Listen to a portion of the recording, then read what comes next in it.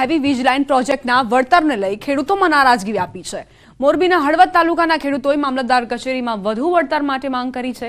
Project અંતર્ગત સંપાદિત જમીનોના વળતરમાં વીજ કંપની તરફથી 979 રૂપિયા પ્રતિ ચોરસ મીટર વળતર આપવા તૈયારી બતાવી છે, પરંતુ 2021માં અહીંથી પસાર થતી અન્ય વીજ લાઇન માટે 1003 રૂપિયાનો વળતર ચૂકવાયો હતો।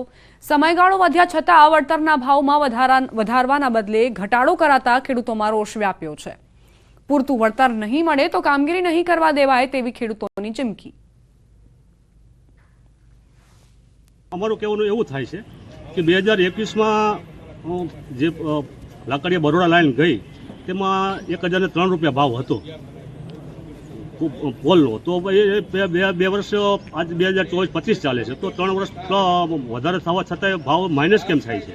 કંપની એને છે જગ્યા થાંભલોમાં જેટલી જગ્યા રોકાય છે થાંભલાની જગ્યા રોકાવાની, જેટલી વાયરની જગ્યા રોકાય છે એટલી વાયરની જગ્યા રોકાવાની છે, એ માલ એ મટીરિયલ વાપરવાનું છે, તો ખેડૂતના ભાવમાં માઇનસ કેમ પ્લસ કેમ નહીં? અધિકારીઓ અમને સૂચન કર્યું કે તમે 650ના જીઆર કોરિડોરનો સ્વીકારી લો, પણ ખેડૂતોએ એ કોરિડોર સ્વીકાર્યો, એ વળતર સ્વીકારવા મંજૂર નથી, કારણ કે આજથી 4 વર્ષ 5 વર્ષ પહેલા જે 1003ના ચૂક્યો હોય કોરિડોરના ભાવ, તો અત્યારે કેમ નહીં? એટલે ખેડૂત મિત્રો આવનારા સમયમાં પાવર ગ્રીડ સામે મંડાણ માનશે।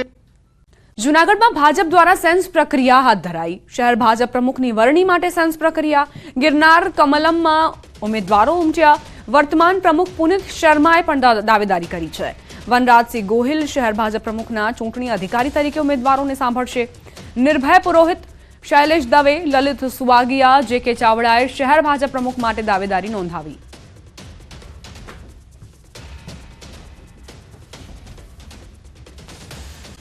ગુનાહિત પ્રવૃત્તિ રોકવા દાહોદ પોલીસ ટેકનોલોજીની મદદ લઈ રહી છે। લૂંટના કિસ્સાઓ માટે કુખ્યાત ખગેલાથી ભથવાડા ટોલ નાકા સુધીના 75 કિલોમીટરના નેશનલ હાઈવેનો માર્ગ હવે સૌથી વધુ સુરક્ષિત હાઈવે બન્યો। હાઈ રિઝોલ્યુશન ડ્રોન કેમેરાથી ઇન્દોર અમદાવાદ નેશનલ હાઈવે પર થાય છે નાઇટ પેટ્રોલિંગ। 75 કિલોમીટરના વિસ્તારમાં 10 કિલોમીટરે પોલીસ સહાયતા કેન્દ્ર પણ શરૂ કરાયા। ડ્રોન મારફતે પેટ્રોલિંગ બાદ હાઈવે પર લૂંટના કિસ્સા ઘટ્યા। ગાંજો ડોડા સહિત નશાકારક પદાર્થો ઘટ્યા। 14 નાસ્તા ફરતા આરોપી ઝડપાયા અને માનવ મૃત્યુદરમાં પણ નોંધપાત્ર ઘટાડો થયો।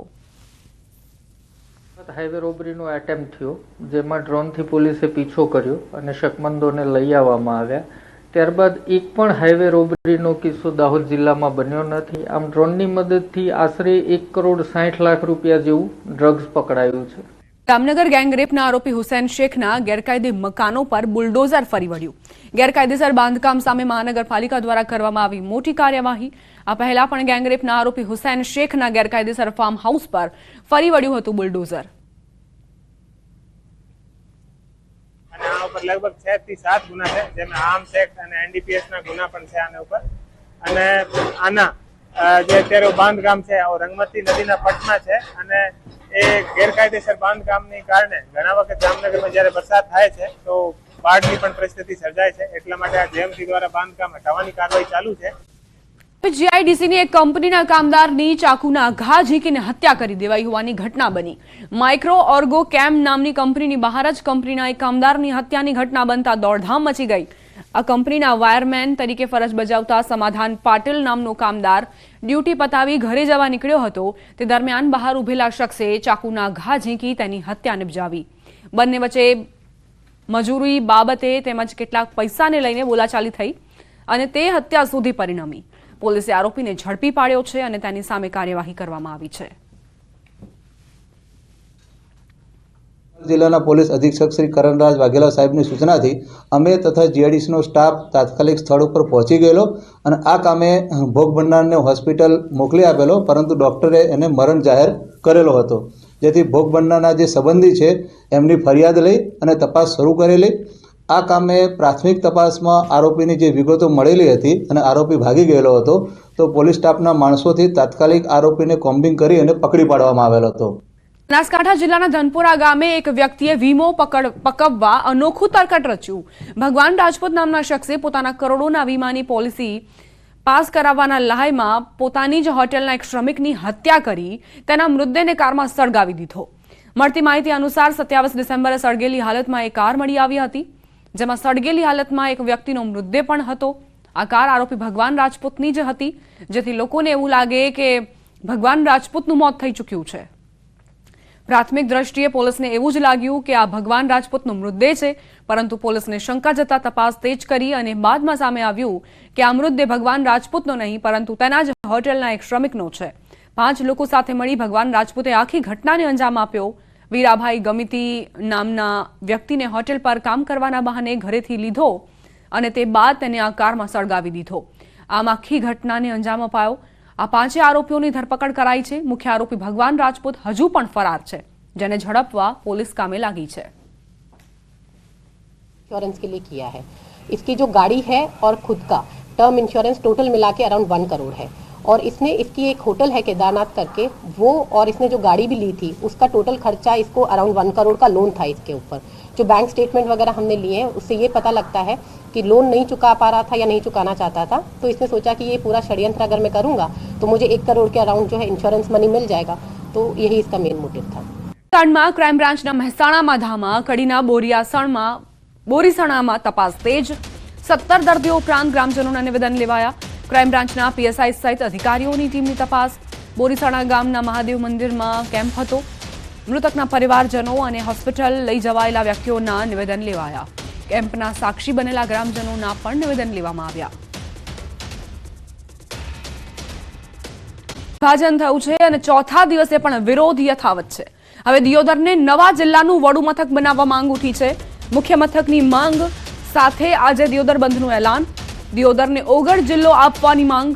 સૂચિત ઓગઢ જિલ્લા સંકલન સમિતિની સભા મળશે. રાજકીય નેતા સહિત સાધુ સંતો પણ જોડાશે. મહાસભામાં મોટી સંખ્યામાં લોકો દિયોદર ખાતે પહોંચશે.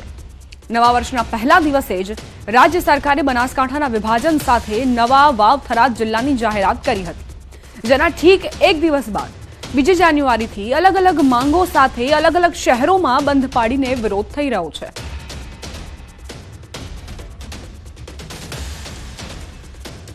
બનાસકાંઠા જિલ્લાનું વિભાજન કરતા વિરોધનો વંટોળ વધુ વકરી રહ્યો છે. વેપારીઓ વેપાર ધંધા બંધ રાખી રેલી કાઢી રોષ ઠાલવી રહ્યા છે. શિહોરી અને થરાદ બાદ ધાનેરા બંધ રાખી લોકો ભારે રોષ ઠાલવી રહ્યા છે. ધાનેરા હિતરક્ષક સમિતિ દ્વારા ધાનેરા બંધનું એલાન આપવામાં આવ્યું છે. ધાનેરાના લોકોની માંગ છે કે ધાનેરાને બનાસકાંઠા જિલ્લામાં જ રાખવામાં આવે. અગાઉ કાંકરેજના શિહોરીમાં પણ લોકોએ બંધ પાડી રોષ ઠાલવ્યો હતો. બજારો સજ્જડ બંધ રાખીને કાંકરેજ તાલુકાને બનાસકાંઠામાં જ રાખવા માંગ કરાઈ. બીજી તરફ થરાના લોકો પણ બંધ પાડીને બનાસકાંઠા જિલ્લામાં જ રહેવા માંગ કરી રહ્યા છે. તેમાં ધારાસભ્યએ પણ સહમતિ દર્શાવી હતી. એટલું જ નહીં, લોકો તો ત્યાં સુધી કહી રહ્યા છે કે જો અમારી માંગ નહીં સ્વીકારાય તો અમે આનાથી પણ ઉગ્ર આંદોલન કરીશું.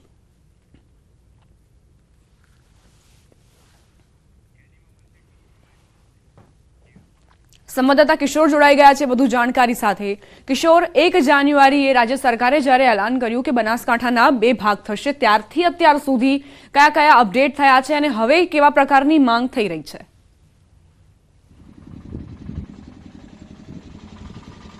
બનાસકાંઠા જિલ્લાનું જે વિભાજન કરવામાં આવ્યું અને બનાસકાંઠા જિલ્લામાંથી થરાદ અને વાવ જિલ્લો અલગ બનાવવાનો જે કેબિનેટમાં મંજૂરી મળી તે બાદ જ વિરોધના વંટોળ શરૂ થયા છે. ખાસ કરીને ધાનેરા તાલુકાના લોકોની માંગ છે કે તેમને થરાદ વાવમાં નહીં પરંતુ બનાસકાંઠામાં રાખવામાં આવે, જ્યારે કાંકરેજ તાલુકાના શિહોરી અને થરાના લોકોની માંગ છે કે તેમને થરાદ વાવ જિલ્લામાં નહીં પરંતુ તેમને બનાસકાંઠામાં રાખવામાં આવે અથવા તો તેમને પાટણ જિલ્લામાં મૂકવામાં આવે. જ્યારે દિયોદરના લોકોની માંગ છે કે દિયોદરને વડુ મથકમાં રાખવામાં આવે અને દિયોદરને ઓગઢ જિલ્લો છે તે જાહેર કરવામાં આવે. આમ 3 તાલુકાઓના લોકો દ્વારા વિરોધના વંટોળ ઉઠ્યા છે. 3 તાલુકાના ધારાસભ્યો પણ લોકોની સાથે છે અને આજે દિયોદર ખાતે જે ઓગઢ સમિતિ બનાવવામાં આવી છે તેમના દ્વારા એક મહાસભા યોજાવાની છે. આ મહાસભાની અંદર ભાજપ કોંગ્રેસના આગેવાનો સહિત સાધુ સંતો પણ હાજર રહે છે અને એકના ટકોરે આ મહાસભાની શરૂઆત થશે અને તેમાં આગળ રણનીતિ શું રાખવી તેને લઈને નિર્ણય પણ લેવામાં આવશે. દીપા. કિશોર, જે દિયોદરના લોકો છે તેમની શું માંગ છે અને જે સમિતિ અત્યારે કામ કરી રહી છે દિયોદરની માંગને લઈને, ઓગઢ જિલ્લાને લઈને, તેને લઈને શું જાણકારી? ચોક્કસથી દીપા, જ્યારે આ બે વિભાજન કરવાની વાત હતી, આમાં 3 મહિના પહેલા પણ આ સમિતિ દ્વારા દિયોદર ખાતે એક બેઠક રાખવામાં આવી હતી. તેમાં ભાજપ કોંગ્રેસના આગેવાનો સહિત દિયોદર તાલુકાના મોટી સંખ્યામાં લોકો પણ હાજર રહ્યા હતા અને તે વખતે ઓગઢ જિલ્લો બનાવવાની માંગ પણ ઉઠી હતી. અને તે બાદ ઓગઢ જિલ્લો નહીં પરંતુ થરાદ અને વાવ જિલ્લો બનાવવામાં આવતા ક્યાંક ને ક્યાંક દિયોદરના લોકોમાં રોષનો માહોલ છે. દિયોદરના લોકોની માંગ છે કે જે થરાદ, વાવ, સુઈગામ, કાંકરેજ તે ઉપરાંત લાખણી દિયોદરથી નજીક પડે છે તે માટે દિયોદરને સેન્ટર બનાવવામાં આવે, પરંતુ દિયોદરને સેન્ટર ના બનાવવામાં આવતા અત્યારે વિરોધના વંટોળ ઉઠ્યા છે. અને આજે જે મહાસભા મળવાની છે, આ મહાસભા બાદ આગળ કયા પ્રકારનો વિરોધ કરવો તેને લઈને નિર્ણય કરવામાં આવશે. દિયોદરના લોકો એવું કહે છે કે અમારે થરાદ વાવમાં પણ નથી જવું, અમારે બનાસકાંઠામાં પણ નથી જવું, અમને અલગ જિલ્લો જુએ છે અને વડુ મથક અમારે દિયોદર જોઈએ છે તેવી માંગ સાથે આ બેઠક મળી રહી છે. મહત્વની વાત એ છે કે દિયોદર હજુ સુધી ગ્રામ પંચાયત છે, દિયોદરને નગરપાલિકા પણ નથી મળી. ત્યારે ક્યાંક ને ક્યાંક થરાદ અને વાવના લોકોનું કહેવું છે કે જે થરાદ અને વાવને જિલ્લો જાહેર કરવામાં આવ્યો છે, થરાદને વડુ મથક જ રાખવામાં આવે, દિયોદરને જિલ્લો જાહેર ન કરવામાં આવે તેવું થરાદ અને વાવના લોકોનું કહેવું છે. હવે જોવાનું એ રહેશે કે આ વિરોધનો વંટોળ ક્યાં સુધી યથાવત રહે છે. દીપા, આભાર કિશોર જાણકારી આપવા માટે.